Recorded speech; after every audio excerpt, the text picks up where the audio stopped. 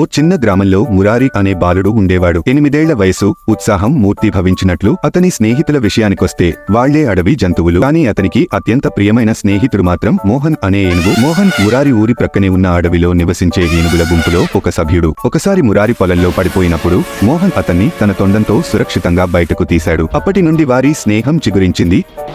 రోజూ మురారి అడవికి వెళ్లి మోహన్తో గడిపేవాడు. వాళ్ళి కలిసి చెట్ల కింద కూర్చుని కబుర్లు చెప్పేవారు. వారి బంధం అందరికీ ఆశ్చర్యాన్ని కలిగించింది. ఏనుగు పిల్లవాడితో ఇంతటి స్నేహం ఎవ్వరూ ఊహించలేదు. కాని ఒకరోజు ఊరికి ఓ దుర్జన రాజు వచ్చాడు. అతను అడవిని నరికివేసి ఏనుగులను వేటాడాలనుకున్నాడు. మురారికి ఇది తెలిసి కంగారు పట్టుకుంది. మురారికి ఒక ఆలోచన వచ్చింది. అతను అడవి జంతువులతో కలిసి పెద్ద ఎత్తున ఓ నాటకం వేశాడు. వాళ్లు దెయ్యాలుగా, రాక్షసులుగా నటించి భయంకర శబ్దాలు చేశారు. రాజు భయపడి అతని సైన్యంతో పారిపోయాడు. అడవి, ఏనుగులు రక్షించబడ్డాయి. ఇంత జరిగిన తర్వాత మురారి, మోహన్ స్నేహాన్ని ఊరి ప్రజలు మరింత గౌరవించారు.